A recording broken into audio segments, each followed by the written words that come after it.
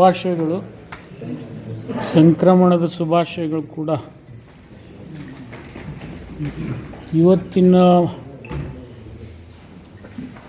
ಪತ್ರಿಕಾ ಪರಿಷತ್ ಕರೀತಕ್ಕಂಥ ಉದ್ದೇಶ ಇಷ್ಟೇ. ನಾಳೆ ಸನ್ಮಾನ್ಯ ಮುಖ್ಯಮಂತ್ರಿಗಳು ಬಿಜಾಪುರ ಜಿಲ್ಲೆಗೆ ಬರ್ತಾ ಇದ್ದಾರೆ.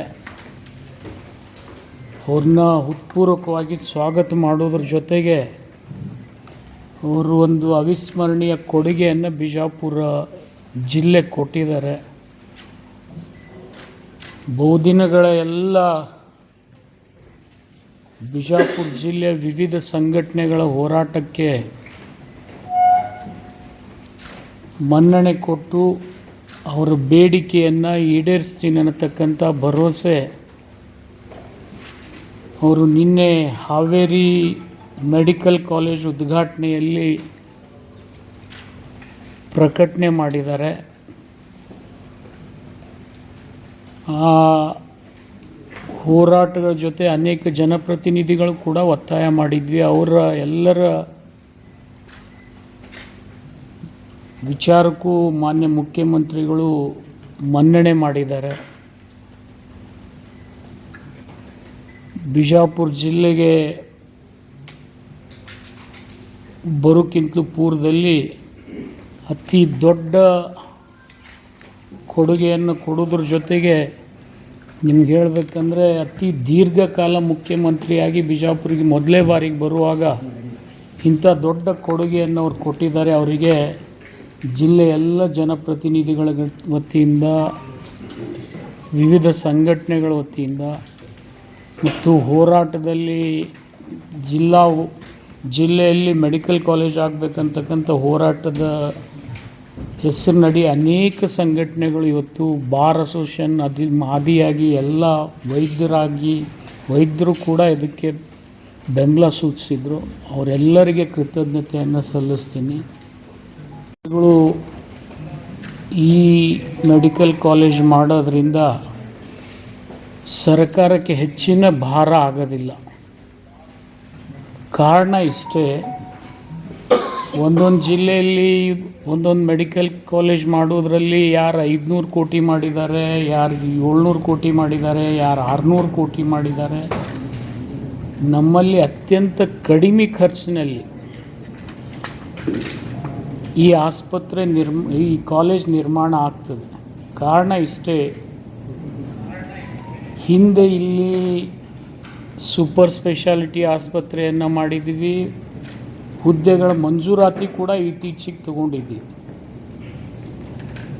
MCH ನಾನಿದ್ದಾಗೆ 100 ಬೆಡ್ಡಿಂದ ಇದ್ದಿದ್ದನ್ನು 150ಕ್ಕೆ ಮೇಲ್ದರ್ಜೆಗೇರಿಸಿದ್ದೀವಿ.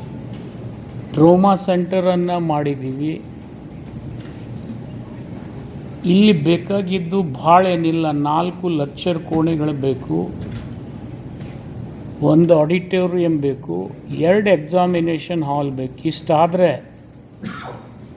ನಾವು 150 ಸೀಟ್ದಿಂದ ಪ್ರಾರಂಭ ಮಾಡಿ 200-250 ಸೀಟ್ಗಳವರೆಗೆ ಮೆಡಿಕಲ್ ಕಾಲೇಜನ್ನು ನಡೆಸ್ಬೋದು.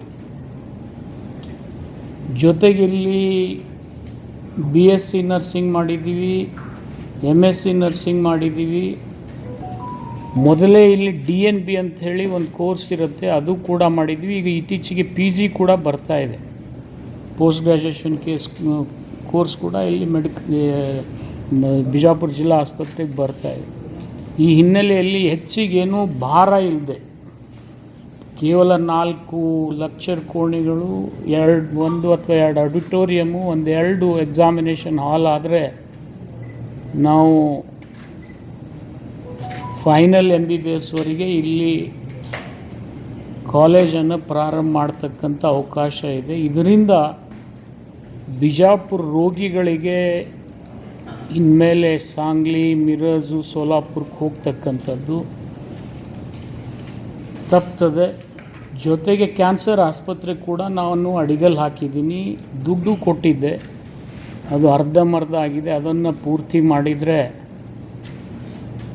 ನಮಗೆ ಇನ್ಯಾವುದೇ ಜರೂರತ್ತಿಲ್ಲ. ಇಷ್ಟರ ಮೇಲೆ ನಮ್ಮ ಮೆಡಿಕಲ್ ಕಾಲೇಜ್ನಲ್ಲಿ ಹೋಗ್ತದೆ. ಅತ್ಯಂತ ಕಡಿಮೆ ಖರ್ಚದಲ್ಲಿ, ಏನು ರಾಜ್ಯದಲ್ಲಿ ಏನು ಖರ್ಚು ಮಾಡಿದ್ದಾರೆ ಎಲ್ಲ ಬೇರೆ ಬೇರೆ ಮೆಡಿಕಲ್ ಕಾಲೇಜ್ಗಳು, ಅದರ ಅರ್ಧದಷ್ಟು ಇಲ್ಲ. ಅರ್ಧಕ್ಕಿಂತಲೂ ಕಡಿಮೆ ಹಣದಲ್ಲಿ ಬೇರೆ ಕಡೆ 500 ಕೋಟಿ ಖರ್ಚು ಮಾಡಿ ಕಾಲೇಜ್ ಮಾಡಬೇಕಾಗ್ತದೆ. ನಮ್ಮಲ್ಲಿ ಭಾಳ ಆದರೆ 100-150 ಕೋಟಿಯಲ್ಲಿ ಈ ಎಲ್ಲ ಸವಲತ್ತುಗಳನ್ನು ನಾವು ಸೃಷ್ಟಿ ಮಾಡಲಿಕ್ಕೆ ಆಗ್ತದೆ. ಅದನ್ನು ಮಾನ್ಯ ಮುಖ್ಯಮಂತ್ರಿಗಳು ನಾಳೆ ಪುನರುಚ್ಚಾರ ಮಾಡ್ಬೋದು ಮತ್ತು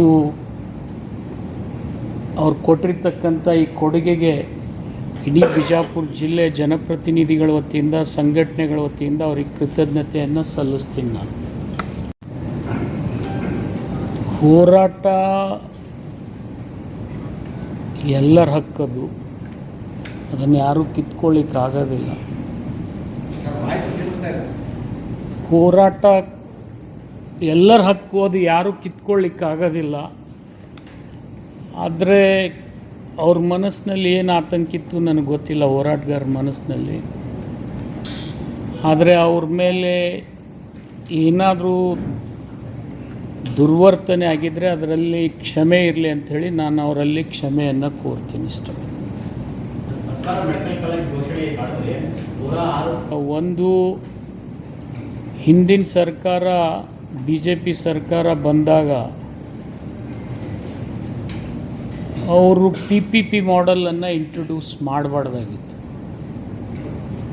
ಮತ್ತು ಸನ್ಮಾನ್ ಸಿದ್ದರಾಮಯ್ಯನವರು 14-15ರಲ್ಲಿ ಘೋಷಣೆ ಮಾಡಿದರು, ಪ್ರತಿ ಜಿಲ್ಲೆಯಲ್ಲಿ ಸರ್ಕಾರಿ ಮೆಡಿಕಲ್ ಕಾಲೇಜನ್ನೇ ಮಾಡ್ತೀನಿ ಅಂಥೇಳಿ.